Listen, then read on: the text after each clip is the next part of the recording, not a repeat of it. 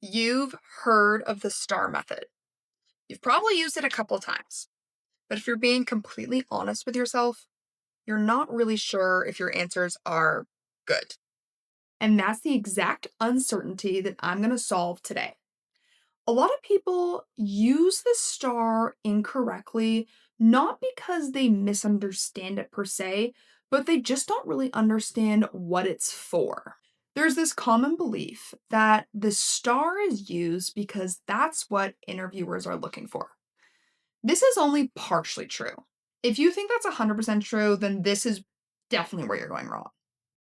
So think of it this way: a GPS is built for the driver that helps them navigate directions, figure out where to go. Yes, it benefits the passenger because they're in the car and they're also going to get to the same spot correctly. But really, that GPS is for the driver. In the interview, you are the driver because you are directing that conversation in your response. And really, the STAR works the same way. It's your navigation system to figure out where's your answer going, how are you structuring it properly, where does it need to end up, and make sure you're hitting all the points that the interviewer is looking for. First thing we need to distinguish is the difference between behavioral versus situational questions. Knowing the difference between these two is absolutely key because when you're asked a question, you can put them in one of the two categories.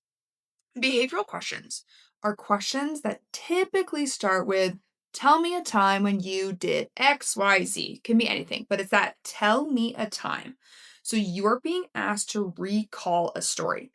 Those behavioral questions are based on the assumption that past behavior is going to predict future behavior. So, your past behavior in your workplace, in your life, in whatever, they're using to evaluate how are you likely to perform on the job. This is in contrast to situational questions. So, the second type of questions. These are hypothetical.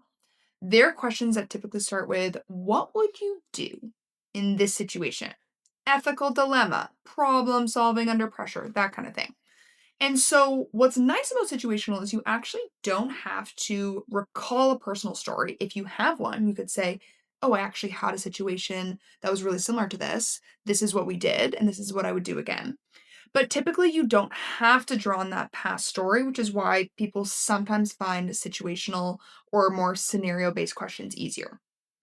Going back to behavioral, the STAR format is used mainly for behavioral questions because it helps you organize your response, keep it logical, and keep it concise. That's a big task under pressure when you've got the heat of all the interviewers looking at you and trying to recall the best story on the spot. And so the key mindset shift here is to recognize that the star structure is there for you. It's there to help you. Don't think of it as like, oh, I need to come up with star because that's what the interviewer is looking for. It's there to help you stay organized. So, in your prep, I say about 80% of your preparation should actually involve coming up with these star stories, practicing them, etc. How do you actually do this? So, you're going to look at that job description, come up with the top 5 to 7 key skills that they're looking for. These key skills are most likely what they're using to then create their questions. These questions are then what you're using to come up with your interview response, your star story.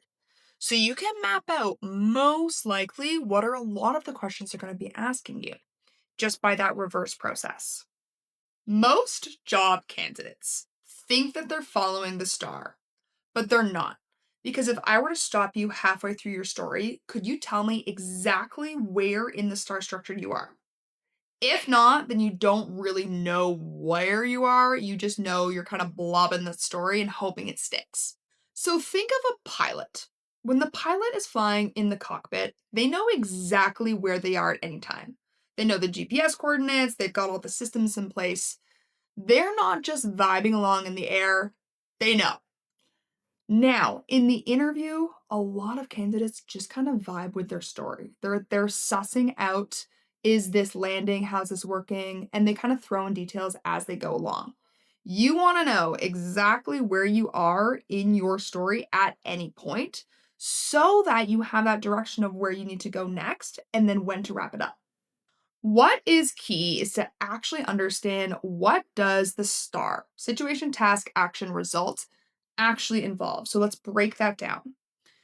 Situation or scenario, sometimes people will call it, is you're just setting up the scene. So you are laying the foundation. You're naming the key players in the story, where you were. Was this 3 weeks ago? Was this 3 months ago? Was it 3 years ago? You're telling the person enough information for them to get a sense of, okay, I am now situated in this story. We're good to go.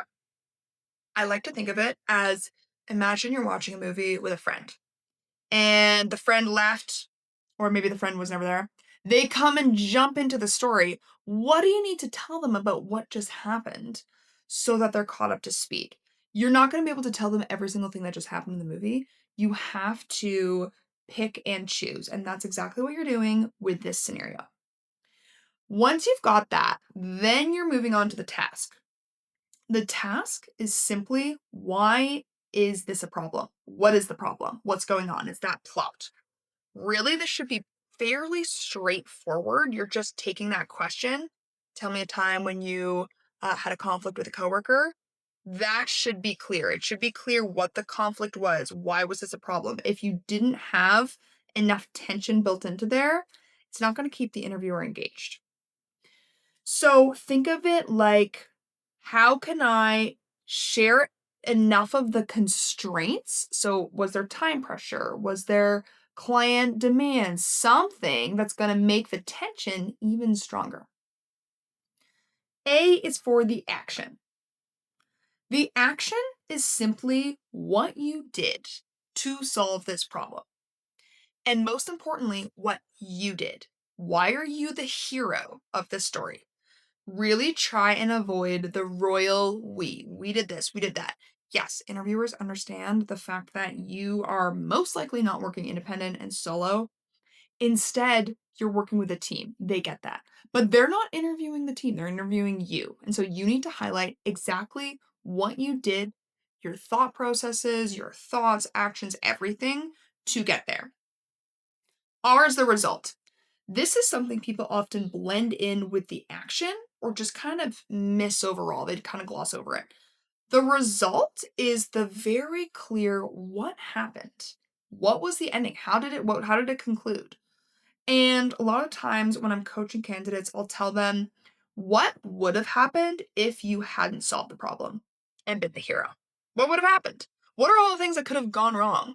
Sometimes you need to lay that out for the interviewer to make them realize, oh, yeah, this actually was great that you solved this small thing under the deadline because it stopped this from happening.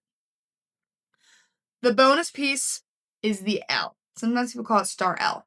Doesn't have a great acronym, but STAR L is for learn. And this learn is what's really going to take your answer from a B plus zone to an A plus.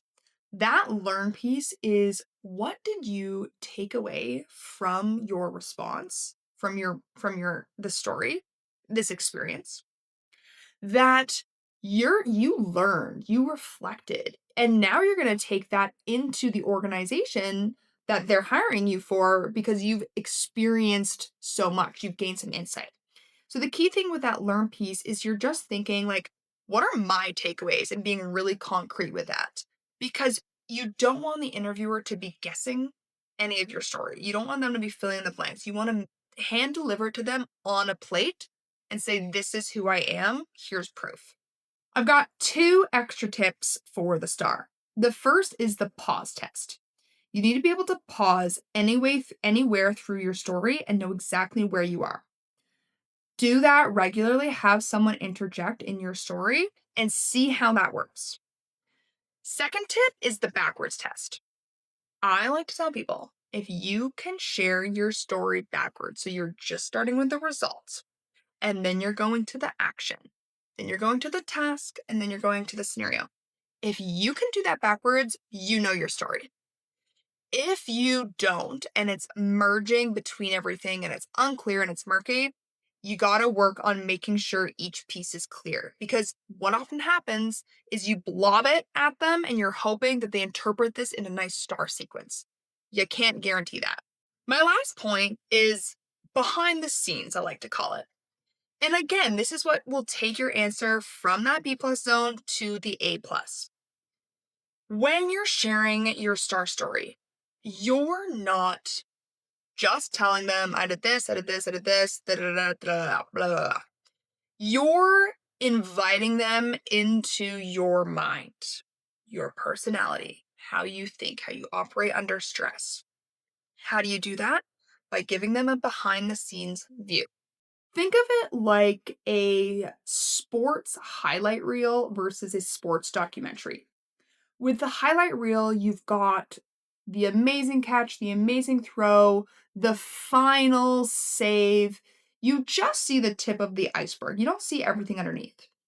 Versus the sports documentary, this is where you're seeing everything about the athlete, what they're struggling with, why this day was so important for them, that commentary.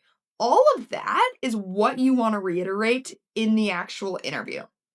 What does this actually look like? So, practically, you're highlighting decisions you made. What were options?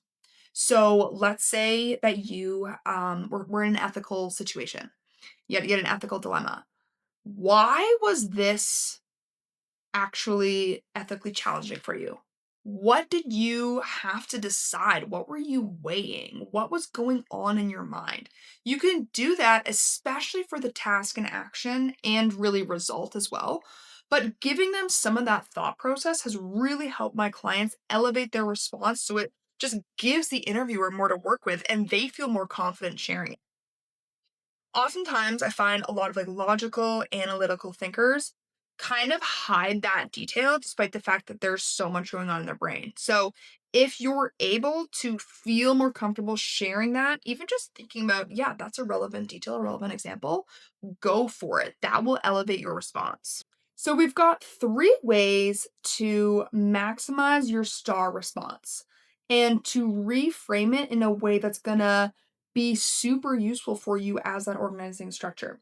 First is think of it as the internal GPS. It's here to help you navigate your response. Yes, it's going to keep the interviewer walking along the correct path, but it's there for you as your tool. Second is the pause test and the backwards test. You need to know where you are in your story at any time because that way you know, okay, I've got like 30 seconds left. Maybe I got to jump to the results. I have to speed this up. And then the last piece is behind the scenes. So you're giving them the director's cut. You're giving them the complete background scenario of this story, which is going to make your story more engaging, make it more interesting, and just give them something to latch onto and remember you by. If this video landed with you, grab my anti-blanking playbook down below. You can grab it in the description right there. And this will help you navigate the pressures of, okay, in the interview, I blanked. What do I do? What are my options? And I've got a whole other video on that as well. If you're looking for more interview prep advice, I just made a video on how to actually reframe your preparation so it doesn't lead to an increased anxiety. It actually helps you prepare properly.